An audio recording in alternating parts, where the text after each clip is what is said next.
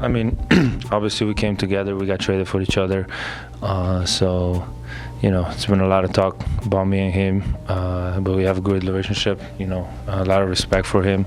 Luka Dončić has finally addressed the recent trade involving Trae Young, and his perspective reframes everything. What's been framed as a shock move, a rivalry-driven decision, or a verdict on Trae's value looks far more deliberate through Luka's lens. Beneath the reactions and hot takes is a deeper story about organizational philosophy, timing, and long-term strategy.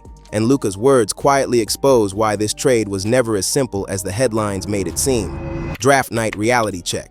Trae Young's recent trade has dominated headlines, often framed as a sudden, franchise-defining moment where winners and losers are instantly determined. But Trae's perspective strips away that emotional framing, showing trades as structural rather than personal. From his view, trades are rarely abrupt. Front offices plan extensively, map scenarios, and negotiate contingencies long before a player appears on a trade sheet.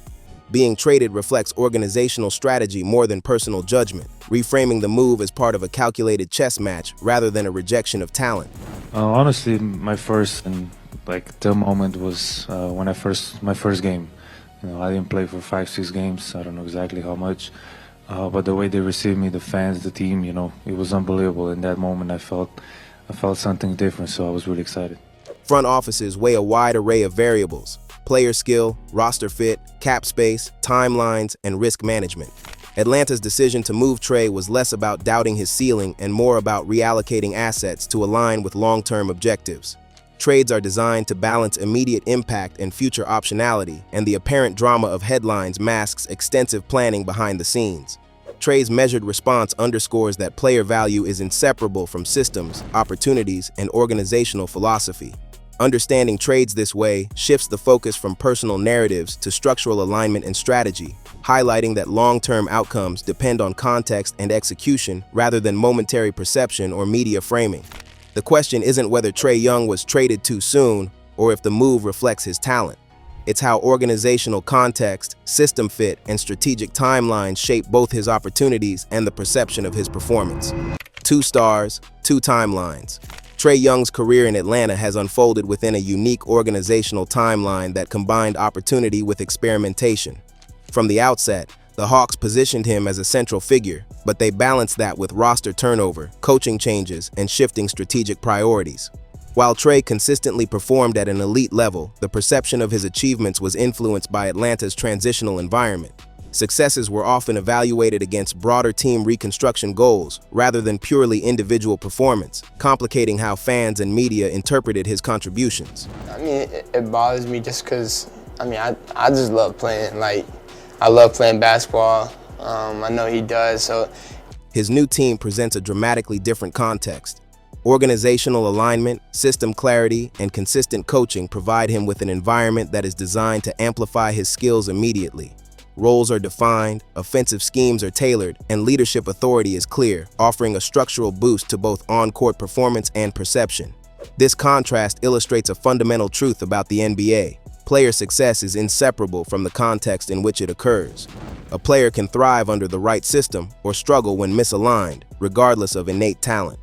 Trae's reflections highlight that comparing careers without considering organizational timelines creates distorted conclusions.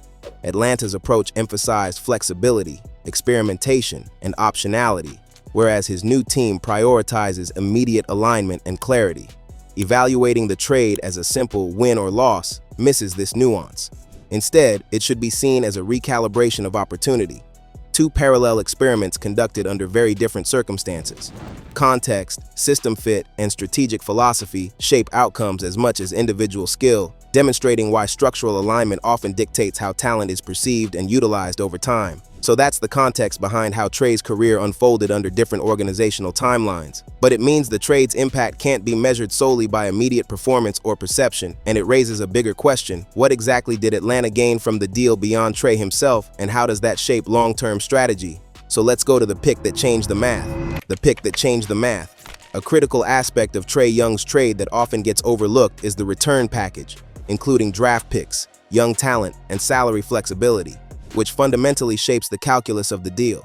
Trades are rarely one-for-one transactions. They are portfolio moves that balance immediate value with future opportunity. From Atlanta's perspective, the trade was about acquiring assets that could provide long-term optionality while maintaining flexibility in roster construction and cap management. I'm glad, I'm just happy to be in the NBA, I'm just happy to be a part of that. NBA front offices operate in probabilities rather than certainties. While Trae's talent is unquestioned, Atlanta's return package reflected a diversification strategy, acquiring potential impact players, future draft capital, or financial leeway to pursue other strategic objectives. Evaluating the trade purely as Trae versus what they got back oversimplifies the logic. The organization's intention was to manage risk while creating multiple pathways for competitive success over the next several seasons. Even if the immediate return does not match Trae's on-court impact, the trade reflects intentional strategy. Front offices increasingly approach roster building as a portfolio problem, weighing probabilities, outcomes, and contingencies rather than relying solely on a single superstar. By acknowledging the full return package, it becomes clear that Atlanta's decision was not a misjudgment of Trae's value, but a calculated approach to long-term planning. The trade exemplifies how modern NBA strategy prioritizes flexibility, diversification, and probability management over simplistic player comparisons. We now see that Atlanta's trade of Trae Young was about more than immediate talent. It was a calculated move to manage risk, diversify assets, and shape long-term opportunity. But this raises the stakes. If strategy drives perception, how much of the trade narrative is really about rivalry? Next, we'll reveal how media framing has shaped public opinion versus the reality players actually experience. Media rivalry versus player reality. Media narratives quickly position Trae Young's trade as a story of rivalry. Comparisons with former teammates, potential replacements, or other star players dominated coverage. Trae himself consistently undermines this framing, emphasizing respect for Atlanta and his colleagues. From his perspective, rivalry is largely imposed externally. The competition exists more in public perception than in the player's lived experience. He's doing really well. I feel like I'm doing pretty well as well, so all I do is try to focus on myself. The real dynamics driving outcomes are structural rather than personal. How teams construct systems, allocate opportunities, and provide stability directly influences perception and results. Success in one context does not diminish the accomplishments achieved in another. By refusing to participate in externally imposed narratives, Trae directs attention to the organizational forces that truly shape performance, demonstrating that structural alignment often outweighs personality or individual talent in determining success. This distinction reframes the conversation. The supposed rivalry is largely a product of audience desire for clarity, hierarchy, and dramatic storytelling. Trae's measured perspective reminds fans and analysts that the more meaningful narrative lies in understanding how front office decisions, developmental environment, and opportunity shape a player's trajectory. Evaluating trades and careers requires focusing on context rather than sensationalized comparison. Beyond perception, the focus on rivalry often obscures the complex strategic decisions behind a trade. Media coverage tends to highlight player comparisons because it's easy to frame a story around who came out ahead, but this simplification ignores how team philosophies, roster construction, and long-term vision dictate outcomes. Trae's trade, for example, cannot be evaluated solely by immediate impact or statistical performance. It must be understood in the context of how both his former and new teams align talent with systemic priorities. Organizational stability, coaching philosophy, and player utilization all shape what success looks like, and these factors often operate independently of the individual's skill. By emphasizing this, Trae challenges fans and analysts to move past emotionally charged narratives and consider the broader mechanics at work. The real takeaway is that trades are less about personal rivalry and more about aligning talent with structure, opportunity, and long-term strategy. Luka's comments about externally imposed rivalries mirror Trae's response, not because the situations are identical, but because both reveal how media narratives often outpace player reality. We now see that the supposed rivalry around Trae Young is largely a media construct, masking the deeper forces at play. But it matters because perception alone can't explain performance or outcomes. The real driver is the philosophy guiding each team. So how exactly do front office strategies shape a player's trajectory? Let's go to how organizations, not headlines, determine fate. Front offices shape fate.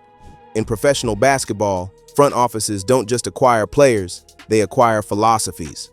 Atlanta's approach to Trae Young emphasized balancing his ball-dominant style with experimentation, optionality, and long-term flexibility.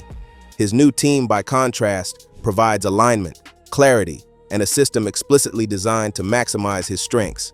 These differing approaches directly shape opportunity, perception, and career trajectory. Kind of sad because I think I earned it. Like I said, I gave everything that I had to that franchise. Never asked for many things, and I think I'm gonna earn it somewhere else. I just think it's sad, and I think I earned it.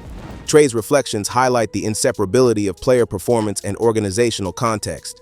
Even elite talent can stagnate in inconsistent systems, while structured environments with clear priorities amplify strengths and mitigate weaknesses. Evaluating a player without considering front office philosophy misses a critical factor. Success is as much about alignment and project type as it is about raw skill. Atlanta pursued a broad, asset-driven rebuild, while his new team executed a focused, high-priority investment. Recognizing these distinctions reframes the trade, showing that decisions are guided by strategy, philosophy, and context, not just immediate talent. Luka's experience reinforces a broader truth Trae's trade highlights: front offices draft and trade philosophies, not just players. So that's the takeaway. A player's trajectory is inseparable from the philosophy and structure of the front office guiding them. But it means that even elite talent can underperform without alignment and clarity.